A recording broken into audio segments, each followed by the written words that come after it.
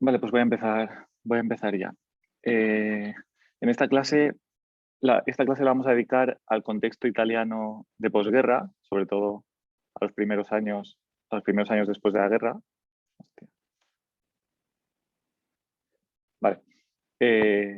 Y el hecho de que esta sesión vaya justo después de la del otro día en la que se habló de propuestas utópicas de Archigram y de arquitectura así más ligada con el uso de la tecnología y más, por así decirlo, con la mirada más centrada en el futuro, no es casual, como ahora veréis. La verdad es que hacia el final de los años 50 no estaba demasiado claro en el contexto internacional en qué dirección avanzaba la cultura arquitectónica. Ya vimos que el Team TEN se había dedicado sobre todo al problema del gran número, o sea, a cómo desarrollar grandes intervenciones urbanas, de vivienda, etc. Y también vimos la clase pasada que Archigram, bueno, estos grupos como Archigram, Superstudio, incluso Cedric Price, proponían una especie de salida de alta tecnología, una mistificación de los avances tecnológicos y los objetos de consumo que como expliqué, abría un poco el camino a importantes proyectos como el Centro Pompidou, que se analizó en clase, o incluso los edificios de Norman Foster. Pero por otra parte, comienza a surgir una actitud muy distinta, que es la de aquellos arquitectos como, por ejemplo, Louis Kahn o Le Corbusier, que lo que hicieron es empezar a mostrar un interés especial por la historia y por la tradición. En efecto, Europa, en cierto modo, se dividió entre estas personas que exploraban el paso de las tecnologías del primer periodo moderno a los sistemas tecnológicos de la nueva era de la exploración espacial, como Archigram, por ejemplo, y aquellos otros que aspiraban más bien a enraizar las formas modernas, las formas del movimiento moderno, en el conjunto, en el contexto histórico de las ciudades y en el contexto también de la historia de la arquitectura. Digo que Europa se dividió entre estas dos posiciones porque en realidad lo que se produjo es un verdadero debate internacional, sobre todo entre estas dos personas. Rainer Banham, que era el representante del modelo tecnológico de los ingleses, de los británicos, y Ernesto Nathan Rogers, italiano, que es el representante del modelo histórico. Esta discusión se vio ampliada o exacerbada por una serie de conflictos de edificios como esta Bottega de Erasmo, de Roberto Gavetti y Aimaro Di Sola en Turín, construida en el 53, entre el 53 y el 57, y en especial esta torre, que es muy famosa y fue muy criticada en su época, que es la Torre Velasca, en Milán, que es de Ernesto Nathan Rogers. Ambos proyectos, estos dos, fueron brutalmente atacados por Rainer Banham en varios editoriales de The Architectural Review, así como en varios números de otras revistas. Banham llegó a acusar a los italianos de haberse retirado del movimiento moderno. Y esta misma discusión resurgió no mucho después en el Congreso CIAM de Waterloo en 1959, de mano de los Smithson, que eran amigos de Rainer Banham. Y en este congreso los Smithson acusaron a Nathan Rogers, que había presentado la Torre Velasca en el congreso, de haber realizado un proyecto formalista y que tenía una estética cerrada, que era incluso moralmente peligroso para la sociedad, le dijeron. El primero de estos proyectos, esta Bottega de Erasmo, está construido siguiendo la alineación de calle, como veis, y tiene una fachada de ladrillo con ventanas verticales que se apoya sobre una base de piedra. Como vemos, los elementos de hormigón, las logias, las barandillas metálicas, etcétera, destacan sobre el plano de fachada y recuerdan un poco a los juegos formales de los edificios de antes del siglo XX, es decir, los edificios premodernos. Por otro lado, esta Torre Velasca, que establece un diálogo interesante con esta otra torre que se construyó justo a la izquierda, abajo a la izquierda, que se construyó al mismo tiempo, la Torre Pirelli de Gio Ponti y Nervi. Bueno, esta Torre Velasca es un edificio de unos 110 metros que muestra su estructura de hormigón en fachada, como veis en las imágenes, que tiene un perfil muy característico y una cubierta que evocan un poco el castillo sorsesco medieval o incluso un palacio milanés en en algunas de sus imágenes interiores. Este edificio, esta Torre Velasca, refleja, como ahora veremos, la preocupación de Ernesto Nathan Rogers por la idea de preexistencias ambientales. O sea que, igual que los miembros de Archigram, que habían intentado ir más allá de la arquitectura moderna a través de un interés por la tecnología, Ernesto Nathan Rogers y la mayoría de arquitectos italianos también abandonan los tópicos modernos de cubierta plana, ventana horizontal, superficies blancas, etcétera, pero lo hacen, como vemos, en una dirección muy distinta a los ingleses. El camino tomado por Rogers o por estos otros arquitectos en nada se parece a las utopías británicas que vimos en la clase pasada. Para los miembros de Archigram, las realizaciones de la primera generación del movimiento moderno eran en realidad una traición a sus propias ideas. El movimiento moderno había muerto, decían, nunca había existido y ahora por fin era el momento de inventar un verdadero y nuevo movimiento moderno que intentaban trazar en sus dibujos y en sus ciudades imaginarias. Los italianos, en cambio, no lo ven así. Para ellos el movimiento moderno no está muerto, sino que es necesario enriquecerlo o es necesario mejorarlo con una mirada que sea un poco más atenta a la belleza de algunos proyectos históricos que ya no eran apreciados por esta idea de la tabula rasa del movimiento moderno. Rogers, desde sus editoriales de la revista Casabella, defiende un enfoque que es a la vez ortodoxo y heterodoxo. Pero quizá esta manera así tan rápida de entrar al asunto de la arquitectura italiana es un poco precipitada. Así que yo creo que hace falta dar unos pocos pasos atrás para entender mejor el contexto italiano y para poder de verdad llegar a comprender qué sucedió después de la guerra. Por eso haremos un viaje a través de arquitectos italianos y sus obras. La primera cosa importante antes de iniciar este viaje es que en Italia hay una particular y estrecha relación entre la teoría y la práctica.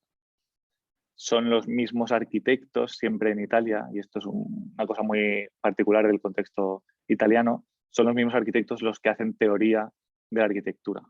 Es decir, teorizan sobre lo que hacen en sus proyectos. Y el medio por excelencia en el que hacen esta teoría de arquitectura es en las revistas de arquitectura. Tanto es así que las 4 o 5 revistas más importantes de arquitectura y urbanismo italianas están dirigidas en los 50 y en los 60 por los más importantes arquitectos de la época. Lo que vemos entonces en Italia, y por eso he titulado así la clase, es una verdadera lucha de revistas o guerra de revistas, desde donde los diversos arquitectos mantienen sus posiciones que en ocasiones serán muy, muy enfrentadas. Estas revistas irán apareciendo en este viaje que vamos a hacer, pues irán apareciendo una y otra vez conforme avanzamos. La rivalidad entre estas revistas son estas 4 revistas, por ejemplo, revela la diversidad geográfica y doctrinal de la multitud y la multitud de fuerzas que había en juego en Italia en aquella época, pero también ese rasgo distintivo de la cultura italiana, como explicado, por el que el arquitecto toma un papel autorreconocido de intelectual. Es decir, en Italia el arquitecto es un intelectual que no solo construye, sino que también escribe y explica lo que hace. Es un autor, tiene un papel desde el cual es capaz de actuar de modo coherente, por así decirlo, en un contexto ideológico.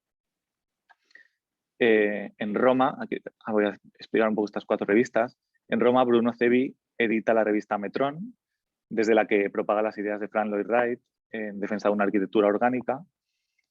Luigi Moretti edita la revista Spazio, que tendrá solo 7 números. En Milán, Nathan Rogers dirige brevemente la revista Domus, en sustitución a Gio Ponti, que había fundado la revista Stile durante la guerra. Y finalmente Rogers lo que hace es pasarse a dirigir la revista Casabella, que se llamará a partir de la guerra Casabella Continuità, como una continuación del movimiento moderno, pero con un intento también de realizar un examen crítico del movimiento moderno previo. El panorama de la arquitectura italiana después de la guerra es bastante complejo y difícil de comprender, y para entenderlo es necesario tener en cuenta diversos factores, como por ejemplo la tradición que había habido de arquitectura racionalista en los años 20 y 30, así como la trágica dictadura de Mussolini que vemos ahí a la izquierda arriba. En estos años después de la guerra, la teoría y la práctica arquitectónica se relacionarán muy intensamente con la política, con la reconstrucción política, económica y social del país, con la cultura de la resistencia, de esa resistencia de las clases populares al fascismo, también con este famoso Bella Ciao, que ahora se ha hecho tan conocido por la serie de La Casa de Papel, que es la canción que cantaban los partisanos resistiendo al fascismo. Así que el campo de la arquitectura en estos años, justo después de la guerra, estará liderado por una serie de arquitectos que en realidad proceden de las clases altas, pero que tienen una especial preocupación social, que son en su mayoría arquitectos militantes en partidos de izquierdas. Y muchos de ellos en el PC, que es el Partido Comunista Italiano, que en aquellos años fue un partido muy importante. Podemos resumir las ideas de estos arquitectos militantes de izquierdas de la siguiente manera. Por una parte, la coincidencia del valor de los sectores populares, la coincidencia en el valor de los sectores populares como protagonistas de esta resistencia al fascismo. Por otra parte, todos ellos tienen la convicción de la necesidad de entroncar con los maestros de la arquitectura de los años 20. Y por otra parte, y esto es muy importante, hay una defensa de la ciudad como lugar de lo colectivo, como una expresión de la sociedad libre y un patrimonio cultural. De todas formas, estos son solo puntos de partida que nos ayudan un poco a ponernos en la piel de estos arquitectos justo después de la guerra. Lo que realmente vemos a lo largo de esta sesión es que la arquitectura italiana tiene unas características específicas que sin duda pueden ser provechosas para cualquier estudiante de arquitectura. Por una parte, las nociones de historia y tradición, que son muy importantes en Italia y que alimentan constantemente la arquitectura italiana, tanto a nivel arquitectónico, urbanístico como metodológico. Y esto ha conducido a menudo esta importancia de la tradición a soluciones que son muy distintas a las habituales del movimiento moderno. La segunda característica que ya he intentado explicar es el debate constante que hay entre ideología o política y arquitectura, dando este carácter político que tendrá la arquitectura italiana. Las propuestas de la época están muy atravesadas por condicionamientos de tipo político, socioeconómico, metodológico, y esto no tiene por qué ser negativo en sí, aunque tuvo efectos positivos y negativos que iremos viendo. A veces tuvo algunas consecuencias un poco extrañas, por decirlo de alguna manera. Y por último, la tercera característica de la arquitectura italiana de este tiempo es el estado constante de ambigüedad, ya sea como complejidad de significado o como ineficacia. Esta ambigüedad es la base del lenguaje expresivo de la arquitectura italiana. Bien, antes de ir a los proyectos, conviene también referirse un momento a la importancia del historiador Giulio Carlo Argan, que aportó una visión histórica muy importante, imprescindible para entender estos arquitectos de los 50 y los 60. En Proyecto y Destino, que es su libro más conocido, publicado en el 65, Argan presenta sus concepciones sobre cultura, arte y arquitectura y su relación con la sociedad y la relación de arquitectura con la sociedad y la producción industrial. Lo que Argan aporta es una visión global de la historia del arte italiano y a la vez una serie de principios con los que acercarse a la historia. En sus textos mezcla la concepción más típicamente formalista que habíamos visto ya en otros historiadores como Kaufman o Gideon, por ejemplo, pero él lo mezcla con una corriente de raíz más marxista que basa el análisis de su libro en las relaciones entre la sociedad, el poder, el trabajo, la lucha de clases y la arquitectura. Además, Argan hace una defensa bastante importante del trabajo artesanal frente al industrial y critica las leyes de la sociedad de consumo, que para él son una expresión de las leyes de la sociedad capitalista. Sin los textos de Argan es muy difícil comprender la arquitectura italiana de estos años y la de las décadas posteriores, como por ejemplo la de Aldo Rossi, que veremos en sesiones futuras. Se trata en definitiva de una crítica al funcionalismo, a una parte del movimiento moderno, por su voluntad de reducir todo a lo más simple que es una voluntad un poco alienante y coercitiva, porque lo subordina todo a la utilidad.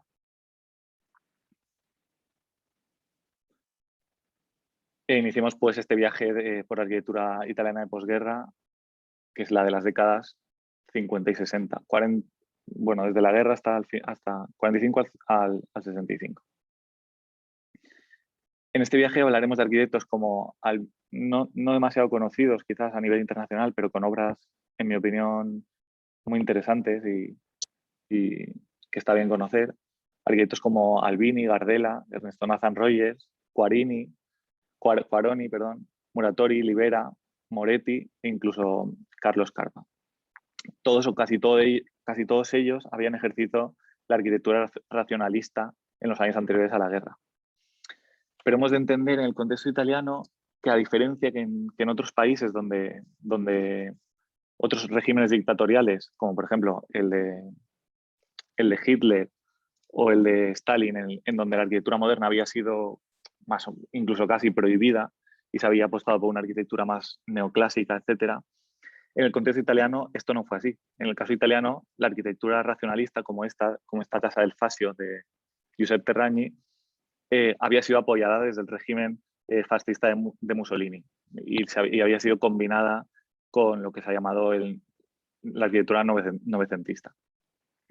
Este hecho es importante para entender por qué los arquitectos italianos se alejan un poco de este racionalismo de paredes blancas, ventanas iguales, etcétera, al final de la guerra, porque, como he dicho, los arquitectos italianos eran militantes de izquierdas y, por tanto, identifican en cierto modo el racionalismo con el régimen dictatorial de Mussolini.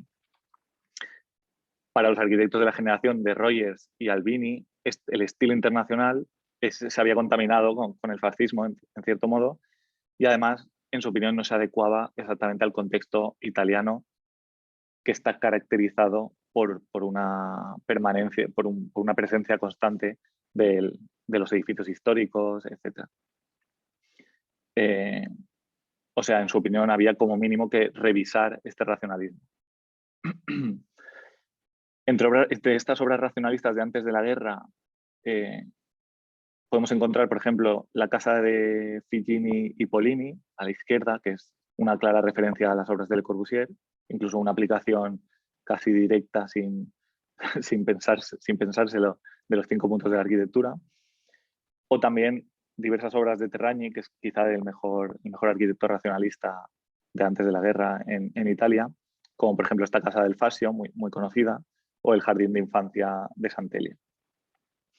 Pero ya a finales de los años 30 empieza a surgir en Italia una especie de racionalismo crítico que aborda el problema de la relación con la realidad histórica de Italia, porque hay que entender que en Italia, si alguno de vosotros ha viajado a Italia, por ejemplo a Roma, siguen viviendo con edificios de hace 400 años. Es decir, la presencia del legado histórico, del patrimonio, está constantemente delante de los ojos. Es imposible evitar toparse con... O sea, se hace una excavación y aparecen unas rocas, piedras romanas talladas de hace 2000 años en cualquier sitio que uno excave. Entonces es imposible esquivar el pasado.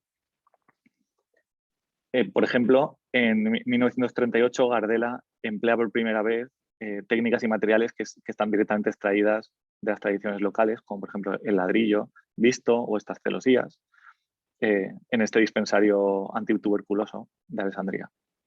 Es decir, lo que empieza a ver ya antes de la guerra es una crítica a la arquitectura blanca que tendrá consecuencias muy importantes después de la guerra. Por otro lado, Gio Ponti, por ejemplo, un arquitecto fantástico que os recomiendo estudiar, director de la revista Domus, también se había dirigido en los años 30 hacia una arquitectura más bien sonriente, mediterránea, que también revisaba el racionalismo tan duro a la europea de la arquitectura moderna. Esto lo podemos ver en obras como la Casa Murallas de Porta Venecia, en Milán, o la Villa Donegani, en el 40, pero sobre todo lo podemos ver en su colaboración con el arquitecto Bernard Rudowski en la revista Domus, donde tienen estos maravillosos dibujos en los que exploran un poco la casa mediterránea y el arte de vivir. que Gio Ponti resume con esta frase de el Mediterráneo enseñó a Rudowski y Rudowski me enseñó a mí. Rudowski es sin duda un personaje importante del que hablaremos próximamente. En conclusión, antes de la guerra, la conclusión es que los proyectos que abordaremos ahora después de la guerra no podemos entenderlos como inéditos, sino que ya antes de la guerra empieza a haber una revisión de los principios más ortodoxos del movimiento moderno y la arquitectura popular ya se había incluido como referencia para todos estos arquitectos. Para hacer un análisis de la arquitectura italiana después de la guerra, que es lo que nos ocupa, es útil simplificar un poco la situación y reducirla a lo que sucede en dos sitios, en dos polos de Italia, como son Roma y Milán. En el 45, al terminar la guerra, Roma no tenía una verdadera tradición de arquitectura racionalista y además estaba ligado a unos clientes públicos vinculados al poder político. Milán, en cambio, es una ciudad industrial de clientela particular que se mantiene unida a una fuerte tradición de luchas por la arquitectura moderna. Empecemos entonces por Milán. En el 44, el grupo de arquitectos milaneses de los CIAM crea el primer plan para la reconstrucción de Milán y en el 45 constituyen el Movimiento de Estudios para la Arquitectura, que reúne a todos los arquitectos que dicen pertenecer al movimiento moderno. Además, en el 45 se vuelve a publicar Casa Vela, ahora como Casa Vela Continuità, y se vuelven a formar contactos con los grupos internacionales de los CIAM que desembocan en la celebración del CIAM de 1949 en la ciudad de Bérgamo, en Italia. Por último, en el 46, Rogers se hace cargo de la revista Domus, también con la intención de formar, como él dice, formar un gusto, una técnica, una nueva moral, de construir una nueva sociedad. Vemos entonces que hay un cierto optimismo justo al terminar la guerra por construir esta nueva moral, esta nueva sociedad, también con ayuda de la arquitectura. Son años de salida del conflicto, de desarrollo de servicios públicos, viviendas, etc. Y este grupo de arquitectos milaneses cree que todas estas nuevas construcciones deben realizarse bajo los principios del movimiento moderno o en coherencia con el movimiento moderno. Quizá esta intención de continuidad con el movimiento moderno se expresa mucho mejor, más que con palabras, con este proyecto de Rogers, del propio Rogers, con su estudio que se llama BPR, que es un monumento en honor a los caídos en los campos de concentración, construido en el 46. En él vemos con claridad una referencia al lenguaje de la primera mitad del siglo XX, de esta abstracción formal, con líneas de acero, planos suspendidos, etc. En realidad, toda la lucha de Rogers de aquellos años, tanto en la revista Domus como desde su estudio BBPR, es la de desprovincializar la cultura italiana, es decir, introducir el movimiento moderno en Italia, que hasta ese momento no se había introducido verdaderamente. Es una lucha entonces a favor del movimiento racionalista, pero más que a favor del movimiento racionalista, porque Rogers también tiene muchas críticas a este movimiento racionalista, es una lucha en contra de una Italia antimoderna y que se prolonga hasta los 50. Es importante mencionar también por estos años la publicación de un libro que se llama El Manual del Arquitecto, bajo la responsabilidad de Mario Ridolfi, otro arquitecto importante, que es un intento de codificar la experiencia constructiva italiana en una serie de dibujos y detalles, etc., en el que un poco se recogían todas las técnicas constructivas tradicionales de Italia. Este libro tuvo un impacto bastante importante en las décadas posteriores. Y se tiene que entender desde una búsqueda tipológica, pero también desde la perspectiva de una denuncia política y social, de una recuperación de la arquitectura de las clases populares, porque estas clases populares son las que habían resistido realmente al fascismo. No hay demasiados proyectos concretos milaneses en estos primeros años del 44 al 50, y las obras más importantes son sobre todo las del propio Rogers, que tiene algunas viviendas, algunas tiendas, etcétera, etcétera. pero sobre todo quizá la obra más interesante de esta época en Italia, en Milán, es el acondicionamiento del Palazzo Bianco del arquitecto Franco Albini. No está en Milán, está en Génova, pero es de un arquitecto milanés, Franco Albini. Esto es una remodelación para transformar el palazzo en un museo y que tiene un rigor sensible y abstracto que puede considerarse como el paradigma de la mejor arquitectura italiana de estos años. Me gustaría señalar este soporte de escultura tan bonito de acero que sube y baja. Y en general tiene unos detalles de una gran sensibilidad. Bien, ahora pasamos a Roma. Si hemos visto que los milaneses se habían concentrado en la lucha a favor del racionalismo o contra los antimodernos, en el polo opuesto está la revista romana Metrón, que es fundada en el 45 por Bruno Cevi. Esta revista se concentra sobre todo en temas de planificación urbana y reconstrucción nacional. Además, en el 45, Cevi publica también un libro suyo muy conocido que se llama Hacia una arquitectura orgánica, donde defiende con uñas y dientes la arquitectura de Wright como el paradigma del movimiento moderno. Es decir, Cevi está atacando el racionalismo a la manera le corbusieriana o miesiana y defiende la arquitectura propuesta por Frank Lloyd Wright, que él llama arquitectura orgánica. Él mismo intenta aplicar algunos de estos principios en algunas de sus obras, que no son demasiado interesantes, es mucho mejor historiador que arquitecto. Y en el 45 además también se funda, también con el apoyo de Bruno Cevi, la Asociación para la Arquitectura Orgánica. Desde todos estos frentes, desde sus libros, su revista y la asociación y sus obras, Bruno Cevi lo que está haciendo es intentar iniciar una lucha contra el academicismo romano, que era bastante más fuerte que en Milán.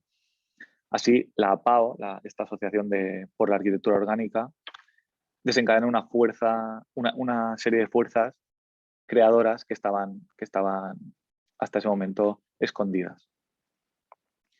Interesantísimos proyectos de esta época en Roma o por arquitectos romanos son, por ejemplo, este espléndido monumento de las fosas ardeatinas, que os recomiendo a todos visitar si algún día vais a Roma, o este concurso para la estación Termini de Fiorentino, Quaroni, Ridolfi y Cardelli en el 47, o también está este proyecto de iglesia en el Prenestino de Quaroni, en donde resurgen ciertos aspectos de la cultura expresionista alemana. Vemos que son obras muy interesantes y que tienen mucho cuidado con el material, etcétera, cuestiones que hoy en día no nos parecen muy extrañas. Finalmente, esta asociación por arquitectura orgánica se disolverá en 1949 por diversos obstáculos tras la fundación del INACASA, que es el instituto público que debía promocionar la construcción de viviendas para trabajadores.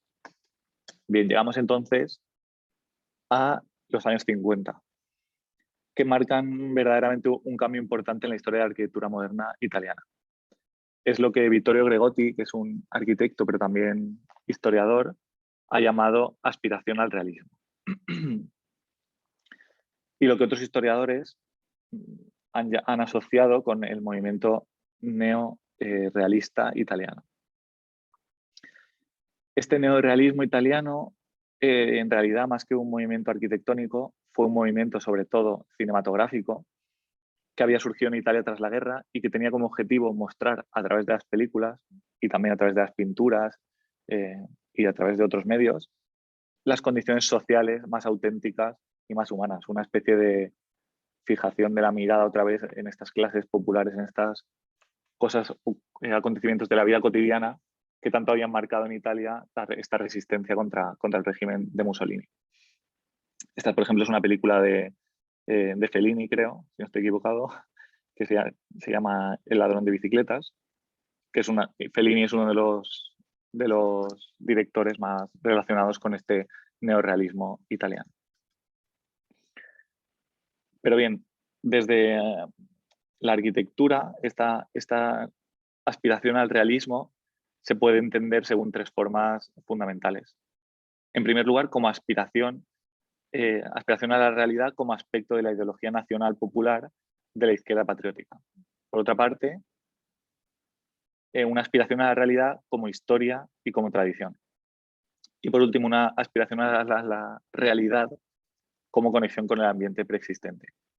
Organizaremos ahora las obras según estas tres ideas, aunque en realidad son aspectos de un mismo fenómeno.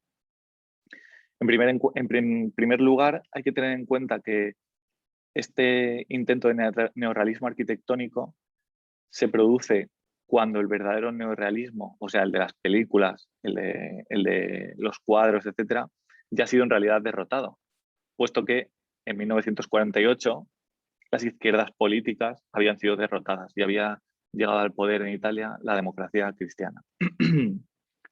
Y se había iniciado la burocratización del Partido Comunista Italiano.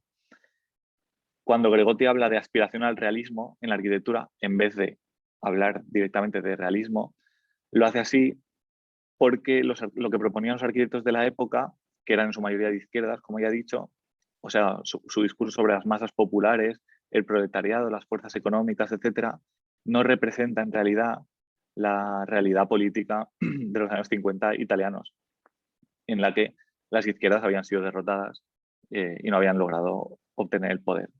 Es decir, se trata de una aspiración a la realidad porque la realidad que estos arquitectos idean no es en realidad la realidad política italiana. Fue característico, por ejemplo, de la arquitectura de aquellos años la insistencia en el detalle constructivo ligado a estas condiciones artesanales del proceso de edificación italiano, como un intento de acercarse a estas clases populares, a este proletariado, etc.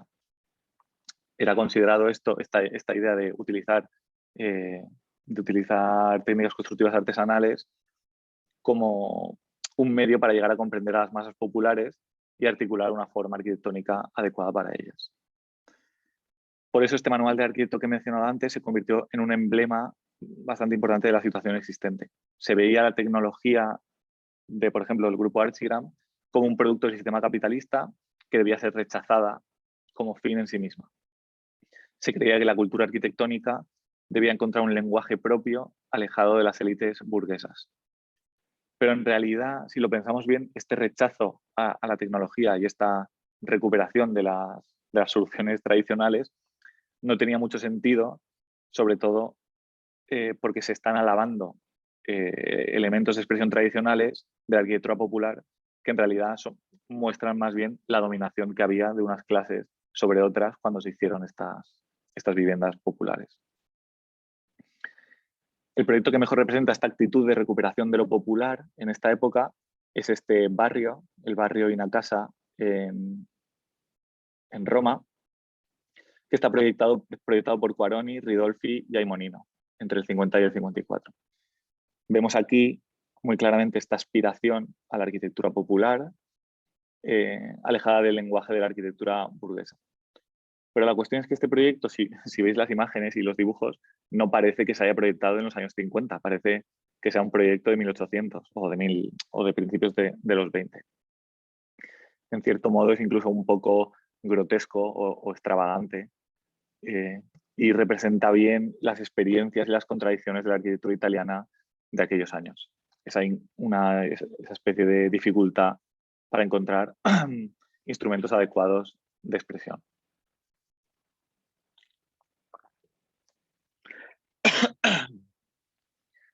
Pero aparte de este barrio de Inacasa, que es un poco extraño, tenemos otros ejemplos más exitosos, como estos apartamentos de Ridolfi en Viale Etiopía, que se enfrentan con la dureza de la estructura urbana sin rehusar las condiciones de densificación y estratificación, que proponen una solución verdaderamente popular en su imagen, podríamos decir, pero que no renuncian al aspecto tipológico, es decir, no renuncian a ser viviendas que tipológicamente podemos reconocer como viviendas modernas. Así que en este edificio Ridolfi lo que logra es crear unos apartamentos que tienen cierta épica popular, pero que sin traicionar los ideales del movimiento moderno. En esta misma dirección van también los apartamentos de Ridolfi en Cerignola, por ejemplo, y otras obras de Ridolfi de esta época.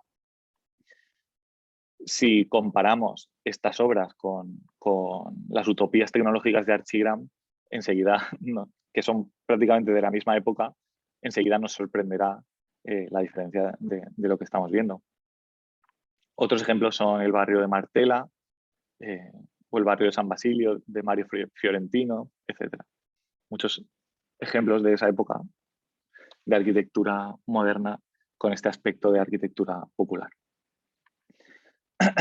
Junto con esta aspiración a lo popular, también teníamos la idea de no ruptura con la tradición o de la historia y la tradición. Y también otra cuestión importante en la época, que es la influencia de la arquitectura nórdica. Estas interesantes casas, por ejemplo, en Alessandria para los empleados de Borsalino, de Ignacio Gardella, en el 53, un edificio muy conocido, son un buen ejemplo de esta influencia nórdica cuando se mezcla con la no ruptura con la tradición y con lo popular italiana de esos años. Es en realidad, como vemos, una conexión entre lo burgués y la arquitectura realista, que da lugar a proyectos como el anterior, como estas viviendas en Borsalino, para los empleados de Borsalino, o el convento en Milán de Cacciadominoni, etc. Que vemos ahí a la izquierda, este convento en Milán. También este otro edificio muy, muy bonito, un edificio para oficinas y habitaciones en Parma, que es de Franco Albini, que tiene una gran honestidad constructiva y tiene referencias de nuevo a esta arquitectura espontánea de la tradición popular. Que en estos momentos esta arquitectura popular se considera la mejor aliada de la arquitectura racionalista, porque lo que nos muestra la arquitectura popular, en opinión de estos arquitectos italianos, es la conexión entre la forma natural y la forma funcional de construir. Es una construcción, son construcciones las arquitecturas tradicionales que son a la vez muy funcionales y surgen casi de manera espontánea, como la forma más sencilla de resolver un problema. Pero quizá, como ya he apuntado, el núcleo de pensamiento que más contribuye a desarrollar esta idea de la historia y la tradición, o de la relación de la arquitectura con la historia y la tradición, fue la revista Casabella, bajo la dirección de Ernesto Nathan Rogers. Rogers considera la historia y la crítica como instrumentos de proyecto. Esto es una cuestión muy importante. Es decir, Rogers utiliza el razonamiento teórico y la búsqueda de ejemplos históricos como razonamiento de proyecto. O sea, piensa la arquitectura como conocimiento, sin separar teoría y realidad. Para Rogers, que está influido por Giulio Carlo Argan, Teodor Adorno o Enzo Pacci, el racionalismo se había vaciado de su capacidad revolucionaria. Era necesario, en su opinión, reformular este racionalismo. Pero había que hacerlo, esta reformulación, no tanto en una vuelta a la arquitectura popular, como los ejemplos que hemos visto antes, sino, en su opinión, en una revisión más culta de todas las décadas anteriores. Una recuperación de elementos de la cultura italiana que poco tenían que ver con esta tradición popular. Este grupo de arquitectos, entre ellos, bueno, con Rogers a su cabeza, con Rogers desde Casabella, hace referencia, por ejemplo, al neomedievalismo o a la tradición neoclásica lombarda. Es decir, tienen referencias que son mucho más, que son incluso burguesas en muchos casos, pero podríamos decir más cultas, si entendemos lo culto como lo que está en los libros de historia, que una referencia directa a los detalles de la arquitectura popular. O sea, se trata de una recuperación de la historia. Rogers desarrolló finalmente una teoría que él llamó la teoría de la ambientación o la teoría de las preexistencias ambientales, que muestra esta sensibilidad de Rogers hacia el contexto y hacia la historia. Esta teoría de las preexistencias ambientales dio a los arquitectos de su época los elementos teóricos necesarios para abordar la arquitectura moderna, pero ahora, por fin, en relación con la historia y con la tradición. Es muy sencillo de explicar, yo creo, esta teoría de las preexistencias ambientales. Por una parte, esta idea de preexistencia ambiental lo que hace es romper con el edificio como un objeto aislado, puesto que al acercarnos a una parcela o a un solar con la idea de preexistencia, estamos situando nuestra parcela en el entorno circundante, en su contexto y en su entorno, y por tanto nuestro edificio ya no es un elemento aislado, sino algo que tiene que responder a lo que está a su alrededor. Además, esta teoría de las preexistencias ambientales da a los arquitectos nuevos elementos con los que enriquecer la metodología clásica del racionalismo. Estos nuevos elementos son la historia y la tradición, puesto que si tenemos que situar nuestro edificio en el contexto, es por supuesto importante comprender ese contexto y comprender su dimensión histórica. Y quizá alguna de las cosas que aprendamos en ese viaje para comprender el entorno y la historia, podamos nosotros aplicarlas a la hora de hacer nuestro proyecto. O sea, esta historia y esta tradición deben enriquecer los puntos de partida del proyecto, de forma que el edificio, al enriquecerse con estas ideas, se integre mejor en su entorno y en su tiempo histórico, o sea, en su ambiente. Se trata, en definitiva, y esto es la arquitectura italiana de estos años, se podría resumir así, de una vuelta a la historia, que es totalmente opuesta al avance tecnológico de los británicos que vimos en la sesión anterior. Quizá esto es más fácil de entender aún, esta idea de las preexistencias ambientales, viendo algunos proyectos que se resuelven en concordancia con su preexistencia ambiental. Por ejemplo, esta lonja Mercy de Michelucci en el 50, que es un edificio de los años 50, pero que, como vemos, está a la izquierda, son las tres imágenes de la izquierda, está situado en su contexto de forma que no destaca en el ambiente o se integra bien en su ambiente.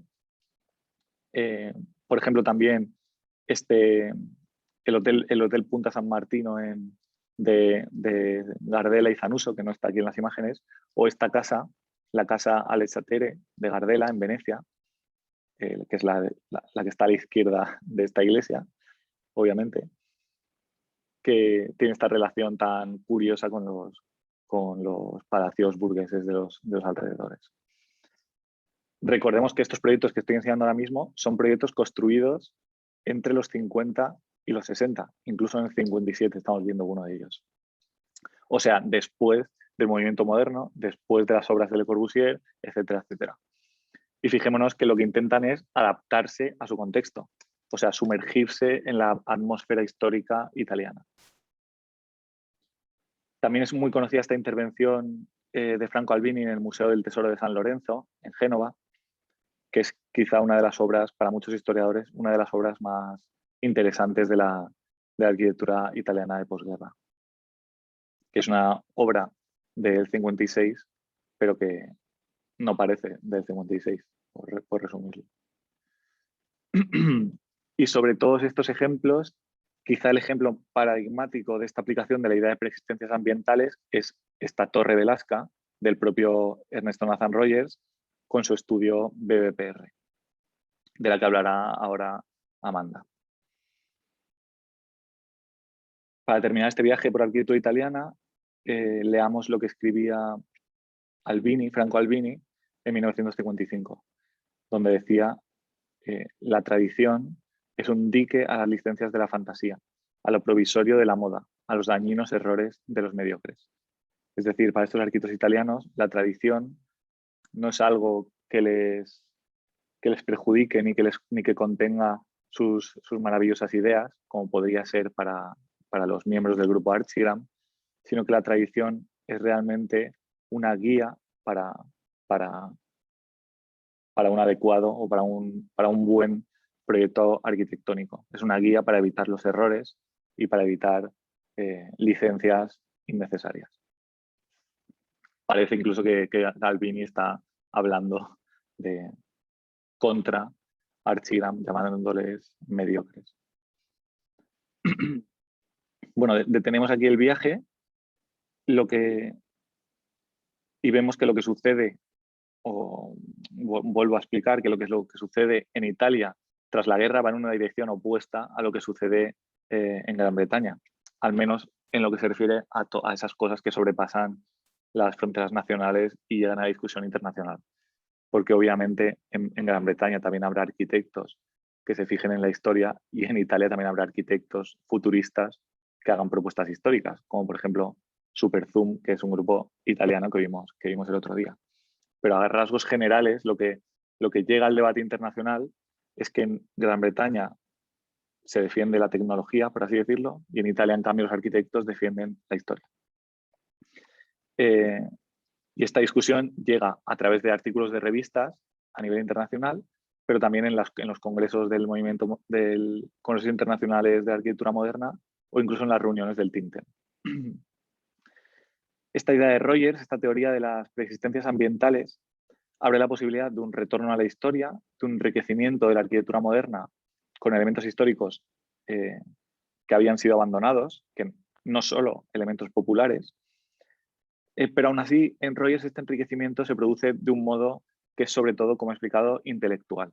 Es decir, es un enriquecimiento culto y racional en el que se realiza una reinterpretación cuidadosa del pasado, donde el método en realidad sigue siendo el método de la arquitectura moderna, que es pensar en un programa, pensar en unas necesidades y a partir de ahí articular un discurso coherente desde la función hacia la forma. Rogers sigue utilizando este mismo método, lo que pasa que él recurre a los elementos de la historia y de la tradición como guía, pero nunca, o al menos no es lo que él defiende en sus textos, nunca se trata de un copia-pega de elementos históricos, sino siempre de una reinterpretación. O sea, no es un copia-pega de columnas griegas o bóvedas románticas, ni de símbolos de la tradición, perdón, también, ni de símbolos de la tradición popular, sino que es una reinterpretación del pasado. Por ejemplo, en esta torre Velázquez, de la que hablamos una y otra vez, el resultado para Rogers, esta torre no es un edificio pensado primero en su forma y luego en su función, sino que es el resultado de un proceso de diseño racional, que es la mejor distribución del programa, en el que se tenían que mezclar viviendas y oficinas, y el cambio de sección del edificio tiene que ver con este cambio de programa. Resultado de unos requisitos estructurales, de unos requisitos materiales, de unos requisitos cromáticos para que esté bien relacionado con su entorno, etc. Para Rogers es solo una coincidencia, y esto es lo que escribe y defiende en las discusiones, es solo una coincidencia que este edificio parezca una torre medieval. Es decir, no es su punto de partida que este edificio parezca una torre medieval, es como su punto de llegada. Y por otra parte, para Rogers, dar a su edificio la esencia de la historia no es algo malo, como podían pensar otros, sino que es para él una obligación moral, ya que este edificio se sitúa en una ciudad con una larga historia como Milán.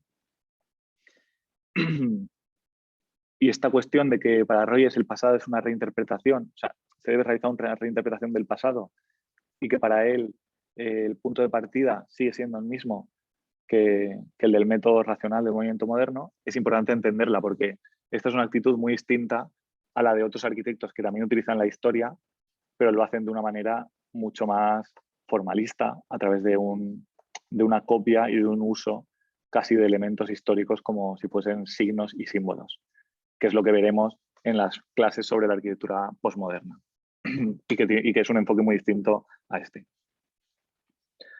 De todas formas, tampoco me gustaría que os quedaseis con la idea de que la arquitectura italiana de estos años es todo una recuperación de formas históricas y tradicionales, etc. Esto es solo una parte de arquitectura italiana, aunque es en la que yo quería insistir porque es la que más nos permite entender la oposición con la arquitectura británica y los distintos debates tras la guerra. Pero, por ejemplo, también hay otras obras italianas en la época muy interesantes, como todas estas obras de Pierluigi Nervi, estas maravillosas estructuras de hormigón, o estas plantas industriales para la empresa Olivetti, que es una conocida empresa que fabrica máquinas de escribir. Y todas estas obras poco tienen que ver con este retorno a la historia o con las persistencias ambientales de Rogers. Son obras claramente con un lenguaje claramente moderno. También tenemos, por ejemplo, las obras, estas ya sí que tienen algo más que ver con esta tradición y esta historia, las obras de Carlos Carpa, de una enorme sensibilidad, de las que no da tiempo a hablar porque sería muy largo,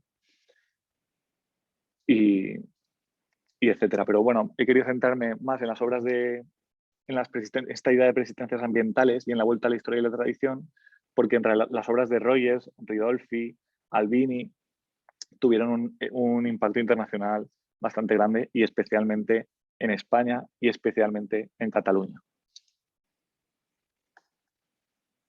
Volvamos entonces, ya hacia el final, a esta discusión con el británico Rainer Banham, por la que hemos empezado, y a la discusión también con los Smithson en Waterloo. En efecto, el ingeniero, porque Banham era ingeniero y crítico de arquitectura,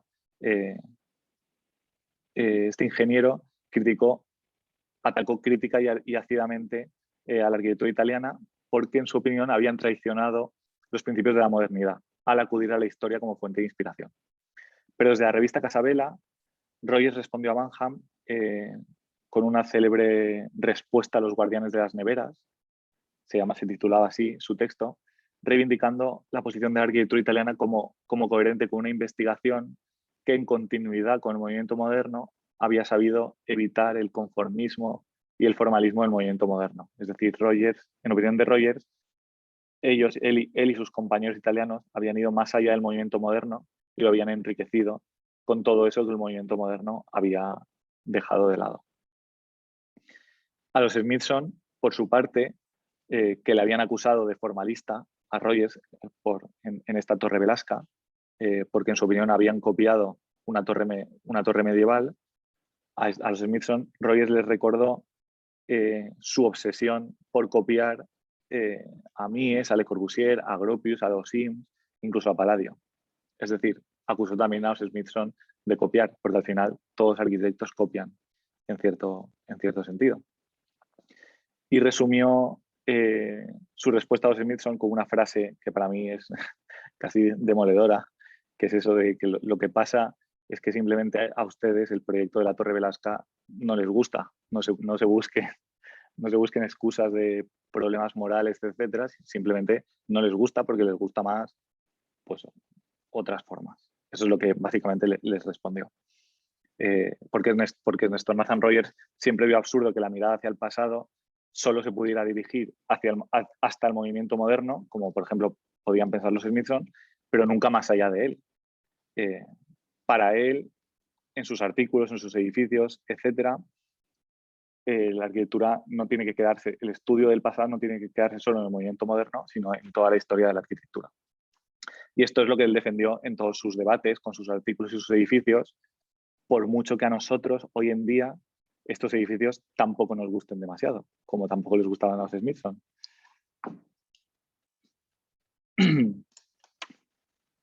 Bien, y esta parte sobre Moretti había pensado dejarla sin hacer porque se había hecho un análisis de una obra de Moretti, pero como Viviana no va a realizar su análisis, pues voy a seguir 10 minutos y lo termino. Bueno, igual os habéis dado cuenta, no creo que os hayáis dado cuenta, la única que se habría dado cuenta era Viviana, de que me había dejado por el camino a Moretti y su revista Spazio. Y esto es porque en realidad a Moretti, que es un arquitecto italiano, no lo podemos encuadrar del todo bien con el resto de arquitectos de su generación, porque tiene un pensamiento quizá muy propio, muy particular. De entre todas las revistas que hemos estudiado, Casabella, Domus, Metron, etc., Spazio tuvo una vida muy corta. Se realizó solo 7 números en los que se mezclan ensayos y proyectos de arquitectura, pero estos 7 números se han convertido hoy en día en unos números muy codiciados. Todo el mundo quiere conseguir comprar estos números de la revista Spazio, casi en una especie como de objeto de culto. O esto es al menos lo que dice Eisenman en un artículo que le dedica a un proyecto de Moretti en su conocidísimo libro 10 obras canónicas, que de hecho está en la bibliografía oficial de la Finisterrae de este curso.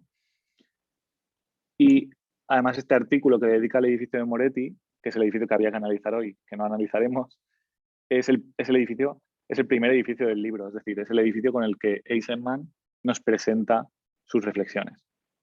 Ocupa la primera posición de las 10 obras. Yo no voy a hablar mucho de la casa Girasole de Moretti, que es el edificio que analiza Eisenman, aunque si queréis luego podemos ver, solo para que tengáis una imagen del edificio en la cabeza, en la mente, algunas imágenes, algunas fotos. Pero sí quiero hacer algunos apuntes sobre las reflexiones que Moretti fue haciendo durante 3 años, 3 años, sí, en esta revista Spazio. En cada uno de estos 7 números, Moretti desarrolló un pequeño ensayo para abrir la revista, un ensayo muy didáctico, ilustrado, donde transmitía sus reflexiones y su pensamiento arquitectónico. O sea, para Moretti la revista Spazio, que él fundó y en la que él se encargaba de casi todo, fue una ocasión especial para realizar una transmisión crítica y abierta de todo su saber.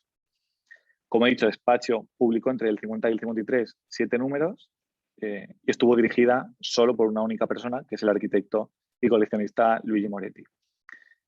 En la redacción de esta revista, Moretti lo hacía prácticamente todo, desde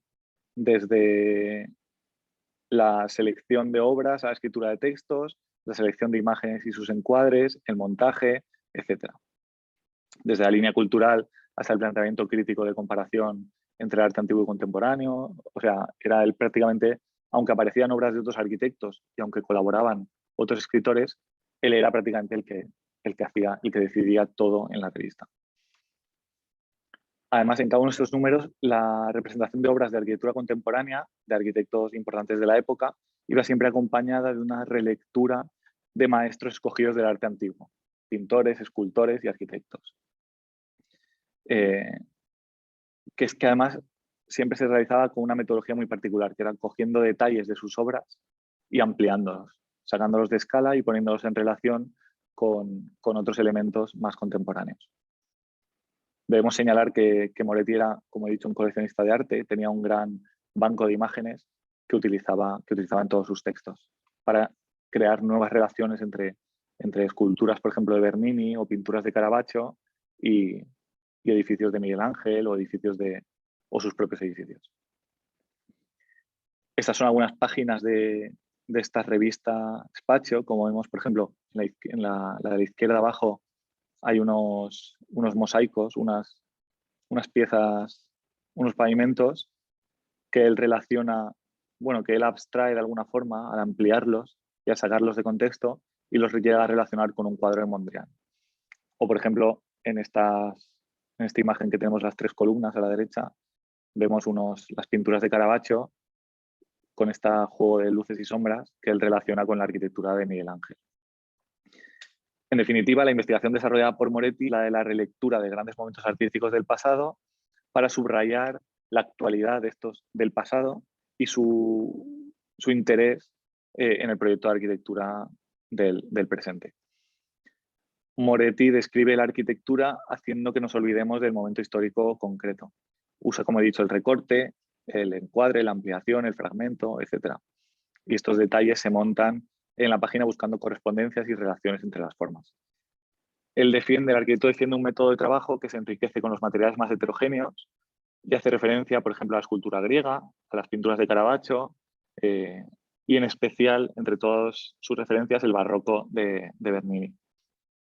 También defiende, por ejemplo, las molduras como instrumentos que ayudan a la percepción del objeto arquitectónico y crea y hace una descripción teórica de la idea de perfil arquitectónico. En el último número de la revista, que está titulado, en el último texto, el último número de la revista, que se titula Estructuras y secuencias de espacios, Moretti lo que hace es recorrer de forma sistemática toda la historia de la arquitectura a través del tema de la concatenación de espacios, las compresiones, dilataciones, etc. Es decir, podemos concluir, para terminar, que estas revistas son en realidad un verdadero tratado de composición arquitectónica. Y vamos a terminar aquí la sesión, aunque antes os propondría un viaje corto al Palazzo de Montecitorio, en Roma, que es el Parlamento italiano, a esta esquina que tengo aquí señalada en este plano. Esta esquina que está terminada por un arquitecto que se llama Bernini, que igual os suena. Y querría que nos fijásemos en las piedras de la esquina, en los alféizares de las ventanas, ¿no? Y que pensemos que este edificio que tiene 400 años, que está hecho en 1600 algo, qué moderno nos parece este edificio cuando vemos estos alféizares. Pues, bueno, por lo menos a mí. Parece casi una especie de burla o un chiste solo para arquitectos en el que nadie repara cuando atraviesa las calles romanas. Aunque hay arquitectos que sí que han reparado en este asunto de este alféizar de la ventana que de repente se descompone como si fuese en una roca, ¿no? Como si Bernini se hubiese dejado por tallar un trozo de la piedra que hace el alféizar. Arquitectos como Antonio Barbey, que ha puesto su mirada justo en esta esquina y en estos alféizares de las ventanas y ha escrito que este detalle es un elemento fantástico, el más significativo del proyecto de Bernini para Montecitorio, una singular invención tipológica. Y quería que nos fijásemos en esta ventana para ahora volver a este edificio Girasole que teníamos que analizar hoy y que no analizaremos, de Luigi Moretti, un edificio magnífico, y que en el edificio vayamos a la esquina del Zócalo. Y veremos claro que no solo Antonio Barbey ha visto la esquina de Bernini, sino también Moretti, que es obvio que Moretti conoce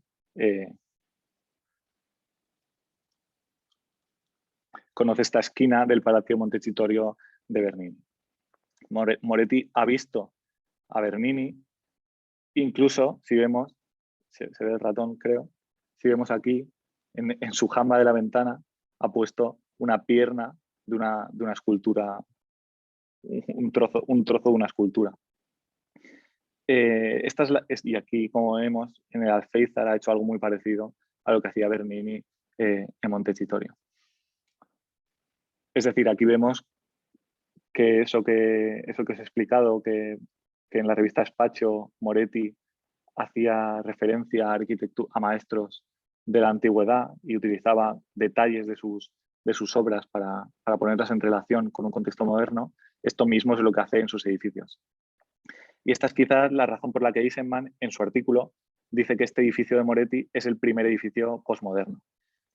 Ya que aquí, en este edificio, en opinión de Eisenman, yo os estoy un poco contando el texto que nos tenía que contar Viviana, no hay un único hilo narrativo. Estos elementos que utiliza Moretti no tienen ninguna causa, ninguna explicación racional. Es decir, no hacen todos referencia a un concepto general del edificio que explica todas las cosas, sino que son elementos más bien aleatorios, que los pone porque le apetece poner, indecibles, bueno, o por una razón que nunca explica, elementos inexplicables, indecibles. El edificio así, cree Eisenman, que se convierte en un texto a la manera como entiende el texto del filósofo Jacques Derrida. Por eso Eisenman cree que este es un verdadero edificio neorrealista, como la película que habíamos visto de Fellini, porque no hay un principio abstracto que lo explique todo, como sí que podía estar en la Torre Velasca, por ejemplo, o en los proyectos de Rogers, sino que solo hay en este edificio lo que hay allí. Es decir, esa piedra, esa esquina, ese trozo de pierna, ese trozo de escultura romana puesto en la ventana. Estas cosas, esta materia real, es real porque es tan aleatoria como las cosas mismas. Y por eso Eisenman dice que este es un edificio verdaderamente realista. Así que terminamos aquí este viaje rápido por la arquitectura italiana de posguerra con arquitectos sin duda poco conocidos, pero obras, en mi opinión, interesantísimas para revisarlas en la actualidad.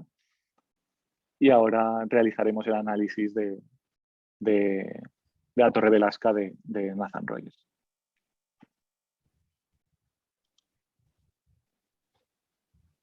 Si tenéis alguna preguntas sobre lo que hemos hablado, me decís.